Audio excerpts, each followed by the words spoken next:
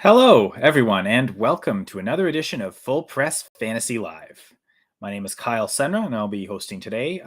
George Carmi was supposed to be on, couldn't make it. Hopefully, we'll get George back next week. Always do enjoy talking with him. I hope what he and I discuss, whether it's fantasy football starts, sits, or the active and inactive players, questionable players for later. Hopefully, that helps everyone with their process. And yes, here we are, week 13. I think in most leagues, week 15 is the start of the playoffs. So we're about 2 weeks away. I mean, in some larger form leagues, the playoffs are already here.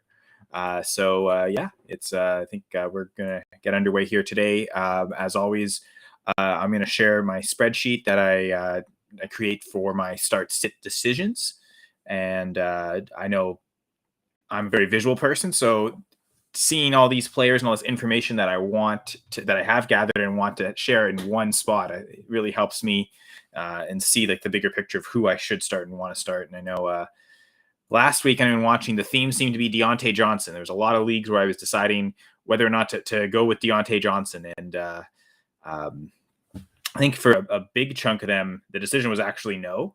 And yeah, I think I might have played him in a league or two. And actually, I remember the one league I did play him in, that was a mistake because I should have played DJ Moore instead, or at least play DJ Moore over one of the players I played. It was either Deontay Johnson or Mac Hollins. I think Moore would have been a better play than either. So I was, I still played too much Deontay, even though it was mostly universally Benjamin. And I've kind of, in my rankings, really accepted I was super wrong about Deontay Johnson. I expected another top 12 wide receiver season from him. I have a ton of shares. He's my second most rostered player overall entering the season. So Deontay is a big L for me. One of my biggest losses of the season, I would say.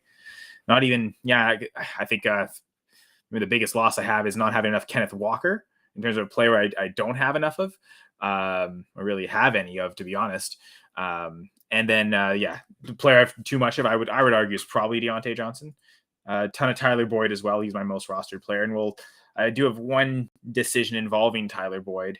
I know the idea with Boyd, really quick, is he's put up some of his best weeks with Jamar Chase. So as someone with a lot of Tyler Boyd, I'm almost hoping Chase plays for that reason, to help open things up for Tyler Boyd. I think he'll do better. So it's one of those where I was kind of just, okay, do I wait? It was, between Tyler Boyd and DeAndre Carter. And do I wait later to make that final decision and find out if Chase is active? And what I think actually might lead me away from Boyd is if we find out Chase is inactive. Because again, extra attention for the Chiefs defense on Tyler Boyd if Jamar Chase is in fact out. And I think all the reports are saying he's going to play. So I think in all the leagues I have Tyler Boyd, I'm probably going to start him just because A, there may not be enough better options, or B, I think that this is the time to play him is when Jamar Chase is active. I think there's one league I have Boyd, but also have Chase. And I think that's one where I probably won't play Boyd, but definitely don't think I'll be playing Boyd. I'll be playing Chase. There may be another option. Like I think I might have Metcalf on the bench, for instance, and that's another 4:00 game. So I could, in theory, if Chase is out, rather than pivot to Boyd, I could pivot to Metcalf instead. I think I'd probably rather do that. So that one league, I'm definitely not playing Boyd, but almost everywhere else I have him, I'm going to anticipate having him in the lineup. And yeah, once I go through, talk about some of my start sit decisions, and not just the decision I'm making, but also hopefully the reason I share my spreadsheet on the screen is to also show why I'm making these decisions. And hopefully that will help people out. And after that, we'll get into, it should be close to 12 noon. We'll talk about the actives and inactives. And of course, at any point, if you're on the Full Press Coverage YouTube page, feel free to head over and comment. Ask any questions you have, whether it starts sit. I know there's still trades. I mean, there certain dynasty leagues won't have trade deadlines, so you could talk trades every week in theory for those. But yeah, any questions you have about any fantasy football topics, let me know, and I'll do my best to answer it. I guess before I get started, just wanted to shout out the sponsor, MyBookie. And if you sign up on MyBookie using the promo code PRESS22, PRESS, all capitals, and the digits 22. PRESS22 is the promo code. When you use that code, you will get a double deposit match. So whatever you deposit into that as an initial deposit into MyBookie, they will double that up to $1,000. So if you put in $1,000, they will give you another $1,000 for free, but only if you use the code PRESS22. So if you want to, sign up for MyBookie to bet on today's football games. I mean, World Cup still going too. Of course, always NBA, hockey, all the great sports. I wonder if there's curling on there. But anyway, any sports you want to bet on, whether just go to my bookie, and again, use the promo code PRESS22. All right, so this spreadsheet, and I guess for those who haven't watched previous weeks, what this is something I've put together, calculated a lot, or well, yeah, there's some calculation involved, but putting together to showcase information in the data I think is important for deciding whether to play a player or not. And again, fantasy football is about fantasy points scoring. That's what we're after. So fantasy points production is important. What's the player's average score? But also I want to see what their range of outcomes is, floor and ceiling from this year so far. Football Outsiders is where I get the next two sets of data, the offensive line rankings, which they divide into adjusted line yards for the run game and adjusted sack rate for passing game. So for running backs, I'll use adjusted line yards. For every other position, I'll use the adjusted sack rate. Also from Football Outsiders, their DVOA, and this is the defensive DVOA that the team is facing. So for first example here, for Andy Dalton against the Buccaneers, this minus 10.3 represents the Buccaneers defense, with 0 being average, negative being a good defense, which means a bad matchup for fantasy, and above 0, positive, meaning a good matchup. Here, both are negative, so the team with the slightly less negative is the better matchup. So the Buccaneers defense is viewed as a better matchup than the Cowboys. And again, the one thing Football Outsiders does, just like their offensive line rankings, is divide things run and pass. So unless it's a running back, I'm using the team's defense passing DVOA. I think I've got like like Zonovan Knight, for instance. This DVOA, this minus 8.3, is the Vikings run defense, because I do believe their pass defense is actually a positive DVOA. And just like this, offensive line ranking is the adjusted line yards, whereas all the other positions are the adjusted sack rate. The defensive ranking, this I get from the platform. So you'll see some of them are blank. These are leagues on Sleeper, for instance, but these aren't. So which is why I have access to this data. Thank you, Reality Sports Online, for being the best website. But friends of reality, right? But yeah, so this is the fantasy points per game allowed by the defense. So just like the DVOA, it's whatever the matchup is. So for this instance, the Buccaneers allow the 12th fewest fantasy points to quarterbacks, which again is a positive matchup in this sense, because no, I did this one wrong, actually. This should be the opposite. I don't think that changes much because Darius Slayton's not really a great option, but yeah, I messed that one up. But yeah, so in this case, yeah, the Buccaneers are a below average matchup in terms of fantasy points allowed to quarterbacks, but the Cowboys are worse. So Dalton's matchup, while tough against the Buccaneers, is still better than Matt Ryan's matchup against the Cowboys. And finally, well, not quite finally, but odds makers line set for individual team total, but also the implied game total. And I usually get this data Saturday. Yeah, I did this Saturday morning. I'll usually fill out most of this like Friday night, but then usually the team total and game total, I'll wait till they, maybe the odds change Saturday morning relative to Friday night. So I'll go on Saturday and see. So maybe even in the last 24 hours, these have maybe changed in the last, 20 hours, what time is it? Yeah. We'll say about 22 hours since I filled these out. So maybe some of these lines have changed, but just give a good idea of what the odds makers think the individual team will score, but also what that game total looks like. Is it going to be a shootout? Is it going to be a close defensive game? And then finally, the goal line grade. Every week on Full Press Coverage, I write my goal line guide article, and there I give a goal line grade to each team. Like the Football Outsiders metrics, it is divided run game, pass game. So I will, for running backs, I'll use a certain set of data. For every other position, I'll use the passing game, and just likelihood of scoring a touchdown. And then also, so the first number, so the 66.75, for instance, is the New Orleans Saints goal line grade for their passing offense. In parentheses is the difference between their run game. So this is not +9 above the running goal line grade. So the rushing goal line grade would be 57.75. So while 66.75 is basically just above average, I think this 64.5 is basically right on the average.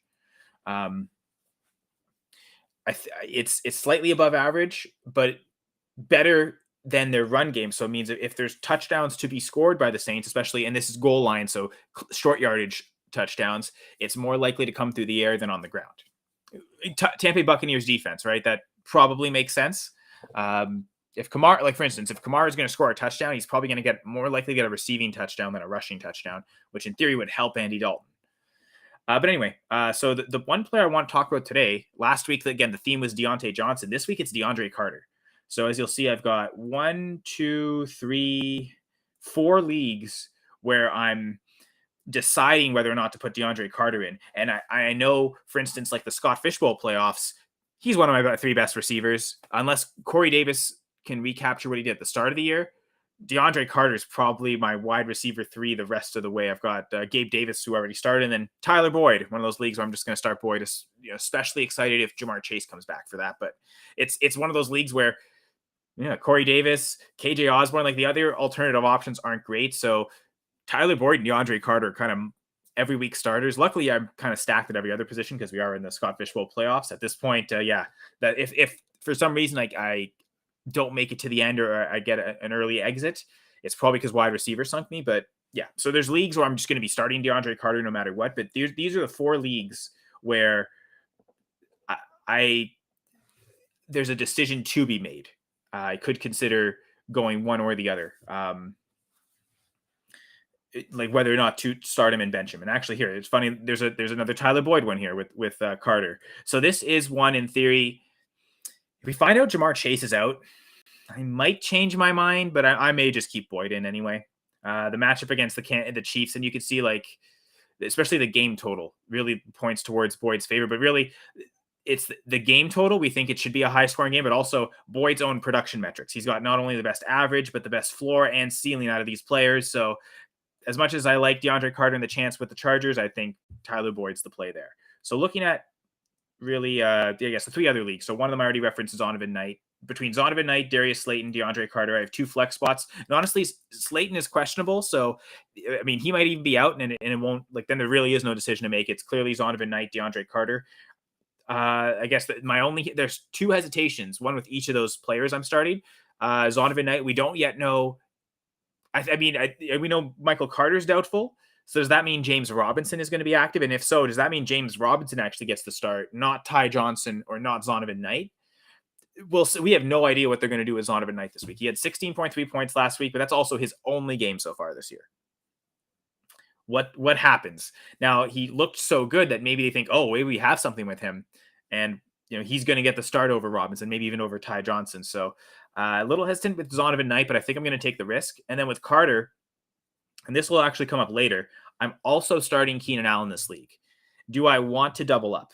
Now, the one advantage I have actually here in this particular league, this Friends of Reality League, I have Justin Herbert. So getting the double stack, especially against the Raiders, of Herbert, Allen, and Carter, it appeals to me more than, say, playing Slayton in this tough matchup against Washington. So this is an instance where I'm going to go with Carter as opposed to here, this, where I'm debating between Tyler Boyd. That's one where I'll bench Carter. Now, a couple decisions here where I haven't quite decided, and especially this trades in 5 league. And I want to talk about kind of how, complex decisions and how I walk through those. So in this league, I had, my obvious starters in, but after that had 1 flex and 1 tight end left of the not so obvious starters. And so, 2 wide receivers I thought could be playable, DeAndre Carter and then Alec Pierce. Although maybe I shouldn't have even put Alec Pierce in this, but regardless, kind of decided them. And then for the tight end spot, I really don't have one clear tight end. I've got Will Dissly, Austin Hooper, Robert Tonyan, and Logan Thomas. So I have to for sure start one of them because it is also a tight end premium league and a significant enough premium. It's a 1.75 PPR for tight ends, while every other position just gets 1 point. So not quite double, but it's pretty significant to the point where I will consider flexing tight ends. So I need to pick 2 of these 6 players essentially. And that can be really challenging at times. So one of the first things I do is I plug in all the data, and as you'll see here, I've kind of color coded it. The highest of a category gets green, the lowest gets orange. And especially for this one, because it was such a complex decision, I was really liberal. I might double up, both of the really bad DVOAs I put in orange. I could have, in theory, put this Robert Tonyan, the Bears passing game DVOA as well in green. But as you can see, Tonyan almost kind of came out as the obvious start, especially if you just looked at the tight ends.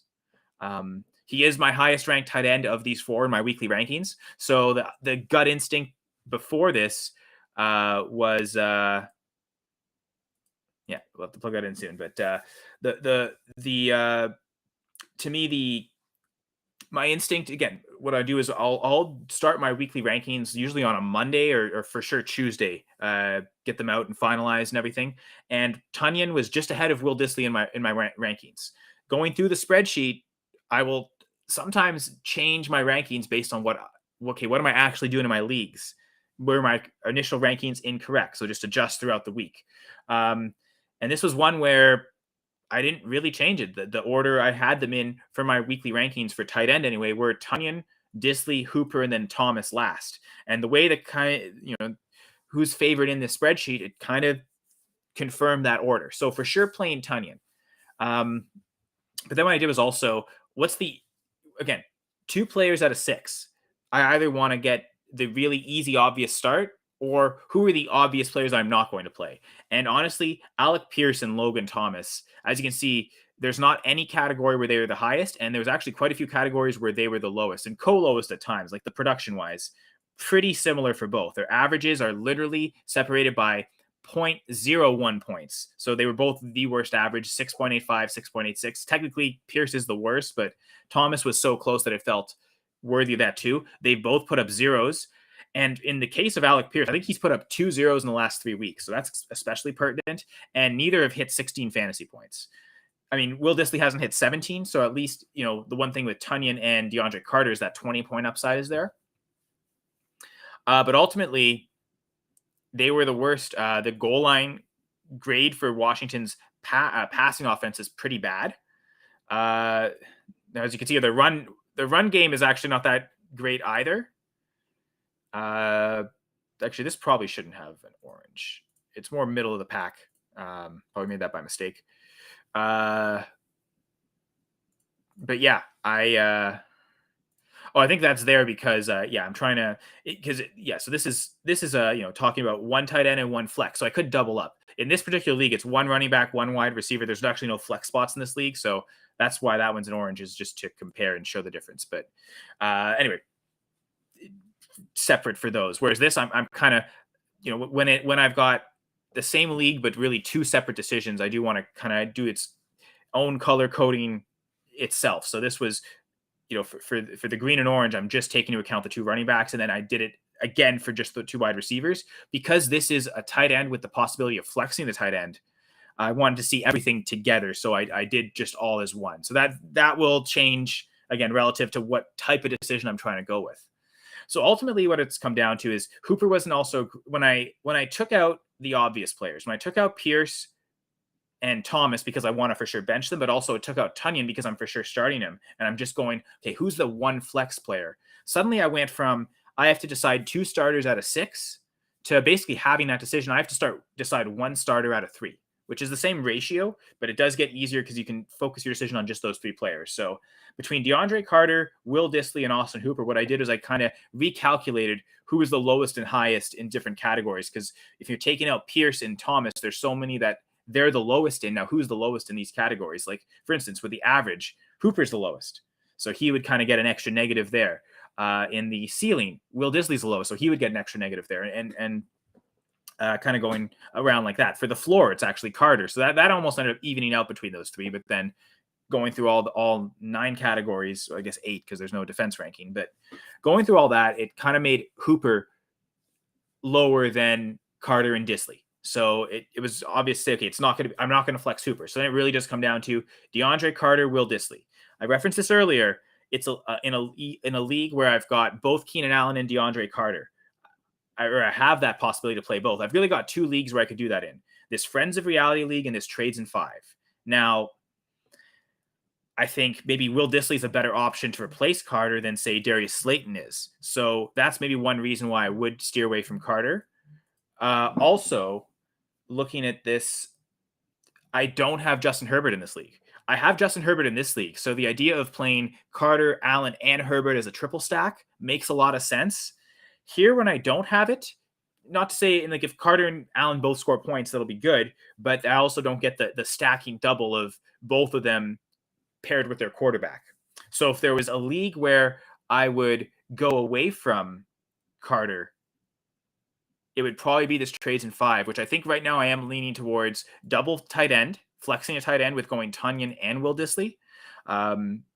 And then just the last DeAndre Carter decision here, because we are closing in on 12 noon shortly, so I can get to some of those actives and inactives. But this right here, I've kind of referenced this a little bit. So I've got one running back to decide between Brian Robinson and Latavius Murray. Honestly, I think what's coming down to is Antonio Gibson going to play? Because if Antonio Gibson doesn't play, I think Brian Robinson's an obvious must start, and I wouldn't have maybe even plugged him in here. If Gibson's active, though, taking away enough of the pass catching role from Robinson, going through the spreadsheet, there were certain production metrics that favored Murray, but then also higher ceiling for Robinson. So that's one category where maybe it helps Robinson. The team totals.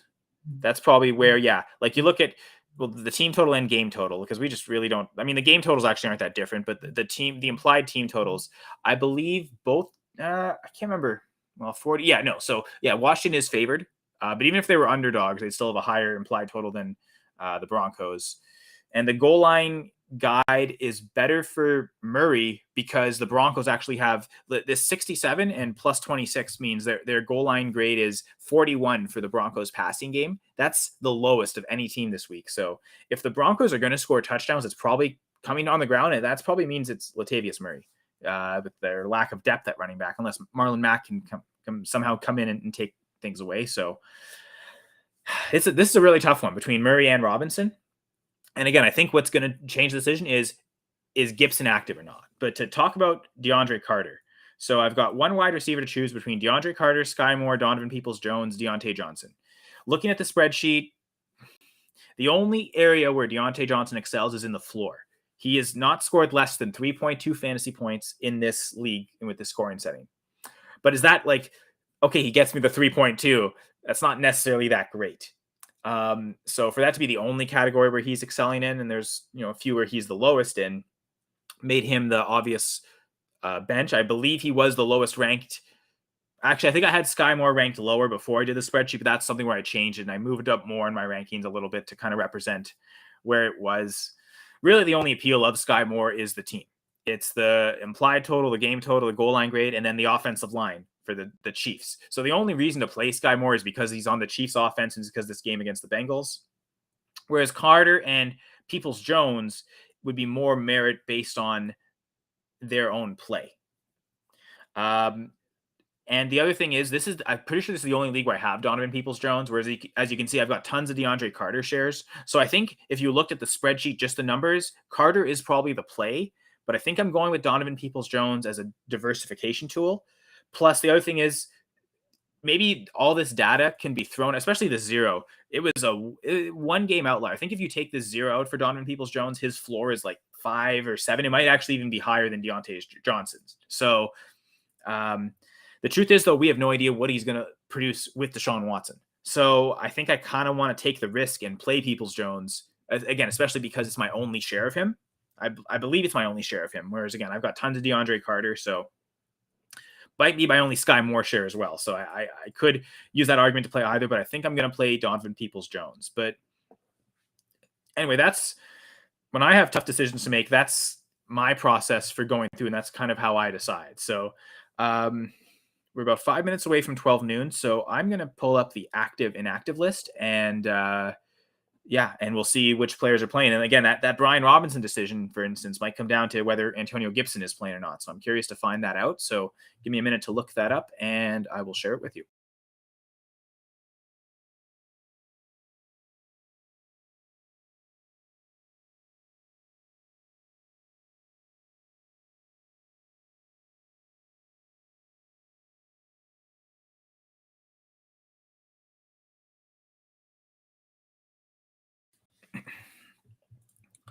All right. So we're going to start with, on the NFL.com's list, they start with the Steelers-Falcons. no real surprises here from the Steelers. It's mostly just the healthy scratch backup players. For the Falcons, I mean, it's mostly just defensive players that are really significant. So looks like all the offensive skill players, offensive players for the Steelers and Falcons, anyone considered fantasy relevant is going to be active today, unless they're on injured reserve, of course. For the Broncos, so we got 2 tight ends inactive, Albert Okwuegbunam and Andrew Beck. Honestly, from a fantasy perspective, Greg Dulcich has been the only tight end worth having since he's joined the team, the rookie. And he was a late season addition, and he still came in immediately, was the guy. So, I think I even have Dulcich outside the top 12. So I mentioned earlier the Broncos have the worst passing goal line grade really the worst goal line grade of any team overall this week, and it is their passing score. So again, I don't see a lot of touchdown upside passing game wise for the Broncos. I think all the touchdown upside is with Latavius Murray actually against his former team. So like Dulcich, I wouldn't say he's a must play. I think if you don't have any better options, like if you're stuck with me with Tunyon, Will Dissly, Dulcich, I think that I've got all 3 of those, like 3 spots back to back in my rankings. I might go Dulcich there, but outside of, like if you've got like a Pat Freiermuth or even Ty Conklin, I think I'd much rather start Ty Conklin over Greg Dulcich at this point. I like the idea of this Jets offense with Mike White, but yeah. So again, Dulcich is playable, but I don't think he's a must start. I'm not super excited to have to play him. Ravens now.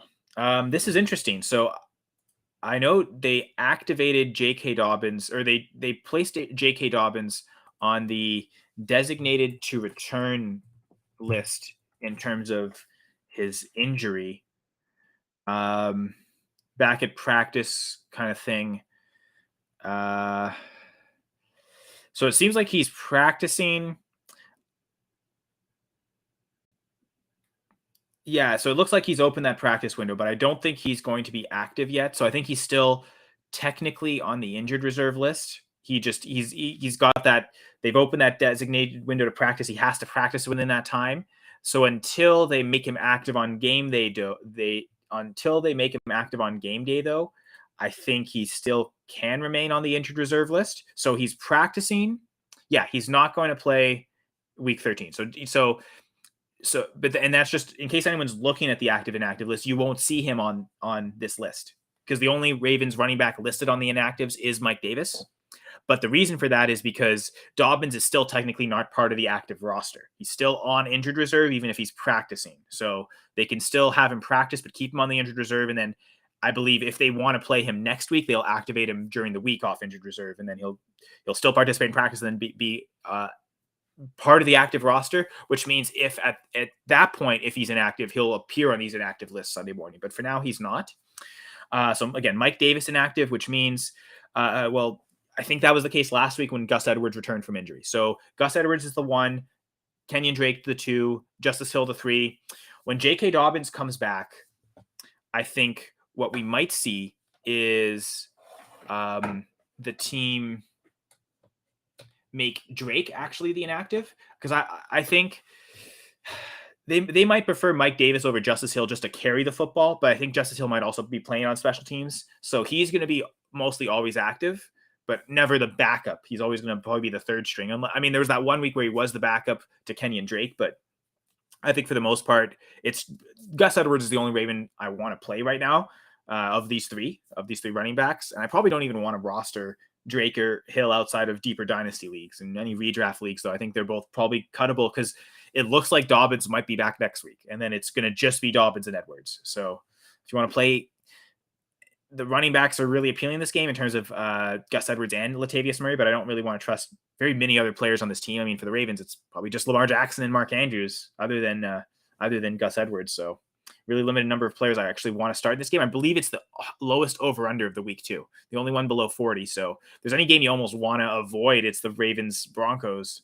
But again, the Mark Andrews obviously is a must start because I doubt there are too many teams that have Mark Andrews and Travis Kelce. And that'd be the only reason you'd ever bench Mark Andrews is if you had Travis Kelce. But yeah, I think... I think, Yeah, Andrews is a must start. I wouldn't call Latavius Murray, Gus Edwards must starts. Lamar Jackson's probably closer to that. So, but those are probably the only 4 players I want to start in this game. Bears and the Packers. Yeah, Packers and Bears. Man, they both have losing records though. So that, I don't know if that gives too much excitement to this rivalry, but there'll be some key players out. So Romeo Doubs still working his way back from that high ankle sprain. We're closing in on a month now, so I think next week he'll probably expect to see Doubs back. David Bakhtiari's out at left tackle, so I assume Zach Tom is going to play left tackle. There's maybe a chance he plays left guard and they move Jenkins out the tackle. But the last time Bakhtiari had to miss a game, and it seems like this was, I mean, he suffered an appendectomy, right? So like it's just sort of, freak thing that happens. I imagine Bakhtiari will play next week, but yeah, for this week he's got to recover from that surgery. But last time they had Bakhtiari, it was his knee was acting up, and he, kind of an hour before game time, kind of told the team, "Yeah, I can't go." They just inserted Zach Tom at left tackle. I'd imagine that's what happens here against the Bears defense. I don't think that's too much of a concern. On the Bears side, Justin Fields is active, but he is losing his top wide receiver. Darnell Mooney is on the injured reserve, out for the season. So he's not on this inactive list because he is on the injured reserve. But yeah, I think Fields is definitely playable. And Aaron Rodgers is playing. I guess I forgot to mention that. So both the starting quarterbacks will play. I think you'd have to be really desperate to play Aaron Rodgers in fantasy. Desperate or just don't have enough better options, but I'd look to probably sit him. Most places I have him. There could be some exceptions to where there'd be like Russell Wilson. Okay, at that point, I'd rather start Aaron Rodgers over Russell Wilson. That's for sure. Matt Ryan. Okay, yeah, I'll play Aaron Rodgers over Matt Ryan. Probably would play him over Andy Dalton too. But yeah, there aren't too many quarterbacks that are legit starters that we're considering playing that I would bench in favor of Rodgers. I think I'm concerned with the injuries in that he's going to play, but what if he aggravates something? What if he has a shorter week? So I think there's definitely a lot of risks surrounding Aaron Rodgers. I mean, that risk exists with Justin Fields too, but I think Fields has the upside to make that worth that risk. So I'd play Fields, but I would probably try to sit Aaron Rodgers. Jaguars and Lions. Actually, and just checking with the comments, Fields or Herbert. I believe I've got them one spot difference in my rankings, but just because Fields is dealing with the injury and that slight risk is there, like I just said, I think Fields is worth it for the upside over players that don't share that upside, but that's not Herbert. I think Herbert definitely kind of shares that same type of upside, especially against the Raiders defense. So I would play Justin Herbert over Justin Fields. And if now that Keenan Allen's back, before Keenan Allen's return, Fields was scoring as a back end QB1. But now if Allen's back and Herbert can kind of return to be a top 5-6 QB the rest of the season, next week you're definitely going to play Herbert over Fields because the Bears are on bye. But I would imagine through the playoff run, Brady, if this is a decision you're going to have to deal with most weeks, if Herbert really is back and with Keenan Allen, this offense is what we expect, I think he's going to be the answer most weeks for you, not Justin Fields. Again, just now, and I think in future weeks, the injury risk should be lessened, especially if he doesn't re-aggravate anything today and he has all next week off. I think he'd be fine for the playoffs, but certainly today, I think the easy answer is Herbert. I mean, I say easy again, they're one spot difference in my rankings, but I couldn't rank Fields ahead of Herbert this week, just knowing that there is that bit of an injury risk. I think I've got them QB 10 and QB 11. So Fields still a top 12 quarterback to me, but again, at the back end, instead of last couple weeks, he's been like QB 5 in my rankings. So I think that's maybe just the difference for Fields is, and I think I talked about this on the Monday night pregame show a couple weeks ago. I was asked when Fields was first hurt, like when he comes back, what are we doing with him? And my answer was, I'm probably not considering him the same top 5 upside he just had, but he's a back end QB1 because there aren't going to be 12 quarterbacks I'd rather start over him. But Herbert is one of those quarterbacks. So to answer Brady's question, I would go with Herbert over Fields, and for those reasons. Jaguars Lions in terms of active and inactive. So the Jaguars recently acquired Darrell Henderson, but he is inactive. I wonder if they maybe, he's still learning the playbook and things like that, but I wonder if they would have maybe rushed him to be part of the active team if Travis Etienne was out. But no, Travis Etienne will play. I know there was maybe talk of is Jermichael Hasty playable. If Etienne was out, I would have, but yeah, it'd be a real hard press. I think I've got a league that's so bad at running back depth that Gus Edwards is the clear RB1 and Jermichael Hasty might actually be the clear RB2. So I'll start him there. Not necessarily a team that I competing for the playoffs. That's more of a dynasty rebuild team. But outside of that, I think I'm going to bench Hasty everywhere I have him. Lions side, no major injuries here. Both the running backs will be active. Jamal Williams, DeAndre Swift. Josh Reynolds returned last week. He didn't, I think he might have saw a target or two, but he didn't catch any passes. They're going to probably ease Reynolds in. I'd still imagine Khalif Raymond is the wide receiver too, but the truth is I don't really want to play either. The only wide receiver I want to play off the Lions is Amon-Ra St. Brown, and I think he's in the range where he's a must start.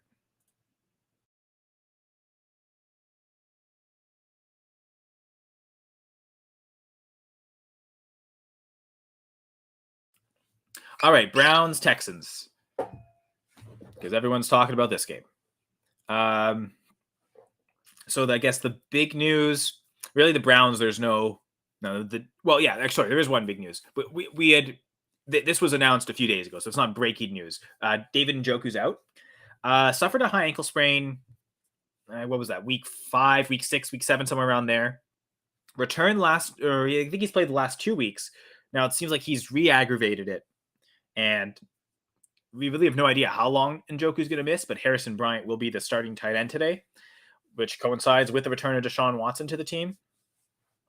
I do wonder in this game, and I think for those wondering, Watson is QB 16 in my weekly rankings. So I would start Mike White over Deshaun Watson this week for any reference sake. Mike White, who I'm pretty sure is my QB 13. Yeah. So Garoppolo, Mike White, Trevor Lawrence, Derek Carr. I think those are the quarterbacks immediately above Watson in my weekly rankings. So I would play them. I'd play all of them over Watson. I think Watson, Kirk Cousins, Mariota. That was the range where I'm probably going Watson over those two. And then you get to the Brady, Tannehill, Rodgers range. I'm definitely playing Watson over them. So I don't think Watson is a must start. Like it to Brady's question. If this was Fields or Watson, I'd probably go Fields. But I don't think Watson necessarily is the high upside ceiling, because we saw it last week. Miami's up 30-0 against Houston immediately, and they barely passed the ball in the second half, especially when you have a strong run game led by Nick Chubb. In Watson's first game back, I think if the Browns can run the football a ton against the Texans, they will. So I don't see a ton of upside for Watson this week. That being said, I'm still going to start Donovan Peoples-Jones in the one spot I have him. I think Amari Cooper is a must start every week, but I don't think Watson is this week. On the Texans side, I guess Kyle Allen's starting again. Pretty sure he's my QB. Where do I have him? I think he's my QB 29 this week, not 30. Who's 30? Another backup. I can't think of who. Anyway, yeah, Kyle Allen, don't play him. Especially because Brandon Cooks is out. Also, Rex Burkhead is out. So I guess Dario Gumbawale would be the backup running back.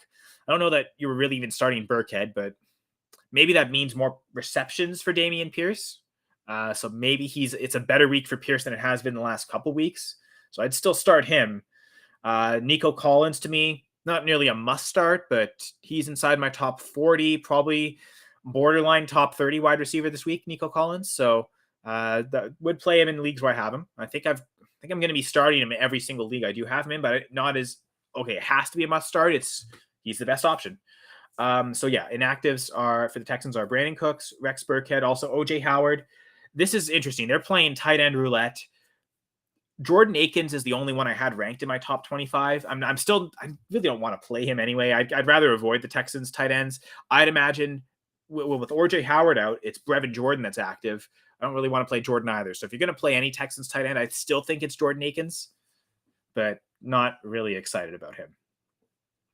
Jets and Vikings. So Zach Wilson inactive, but we know he's going to be the third string. I guess the real news, the running back. So Michael Carter inactive means James Robinson's active. Now, I'm going to go and try and see if the Jets have announced a starting running back.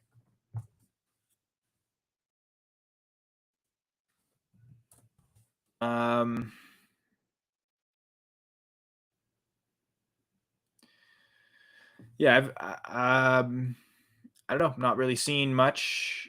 Um, yeah, we know Michael Carter's out.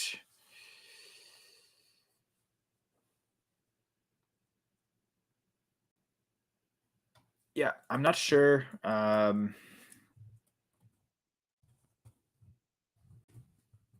sure if we're going to get much clarity on who is the starting Jets running back.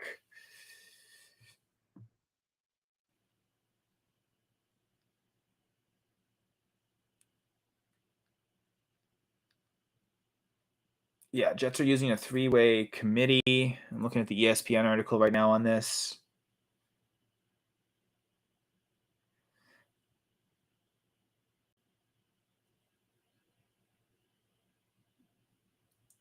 Yeah, if I had to play any Jets running back, it's probably Zonovan Knight after what he showed last week. Who is this? So Rich Kamini is reporting on this. Um,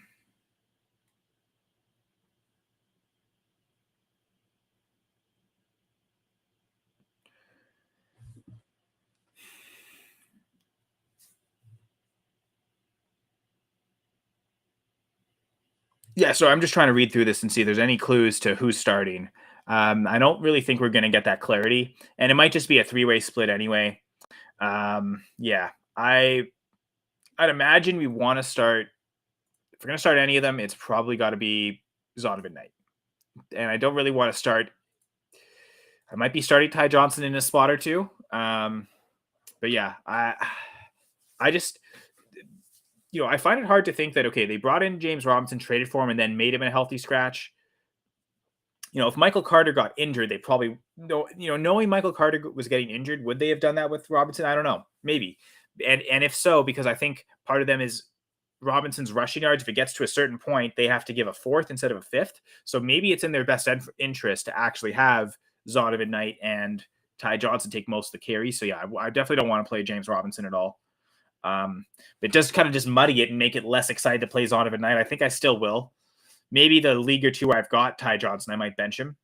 Knight's probably the guy I want to start there. On the Viking side, there's no real. I guess a couple of offensive tackles are out, so maybe the overall upside on Cousins might be a little lower this week. I think I've got him at QB 18, which is pretty low for him, but tough defense for the Jets, and yeah, not having necessarily your full complement of offensive linemen doesn't necessarily help that.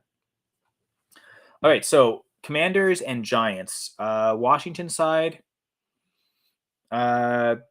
Chase Young's still inactive. Trey Turner also a guard inactive. Although listening to the Full Press Commanders podcast this week, George was talking about how they want to get their right tackle actually to play guard. So this might be the opportunity to get that in. So it shouldn't disrupt necessarily this offensive line too much. Dax Milne at wide receiver is the only inactive. I think you're playing McLaurin. Consider playing Curtis Samuel as well. And Heineke if needed. Heineke's below the. You see, Heineke's probably even below the Rodgers line. Like that's one where I probably would play Rodgers over Heineke. Giants defense can be tough. Although no Dory Jackson, so they're one of their two starting corners is out. Also, no Kenny Galladay, so that's interesting. Lawrence Cage is inactive, which means I think the rookie Daniel Bellinger actually is coming back at tight end. But yeah, Darius Slayton is active though, so was questionable.